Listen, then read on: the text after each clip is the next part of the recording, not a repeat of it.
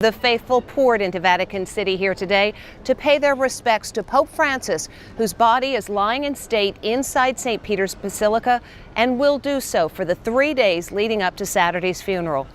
There is nothing more majestic than the funeral of a pope, and though Pope Francis left instructions that things should be toned down to reflect his modesty, it's still quite a spectacle. Thousands file past the open coffin of Pope Francis as he lies in state at St. Peter's Basilica. Tears flowed as people said farewell to the people's pope, famed for his simplicity and humility. A dozen pallbearers, flanked by Swiss guards, carried the Pope's coffin in a solemn procession through St. Peter's Square. There was a somber, centuries-old ritual with incense wafting over the coffin before the public was allowed in for a final glimpse before the Pope's funeral on Saturday. I spoke with CBS News senior correspondent Norah O'Donnell.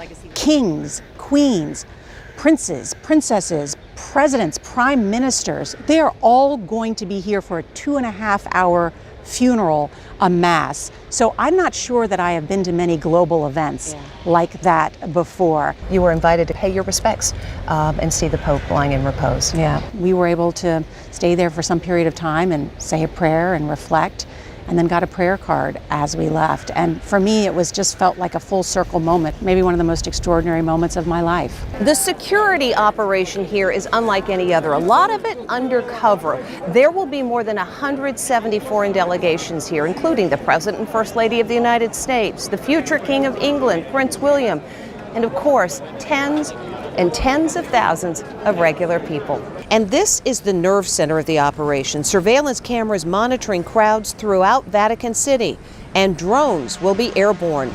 You're going to have a no-fly zone over this part of Rome.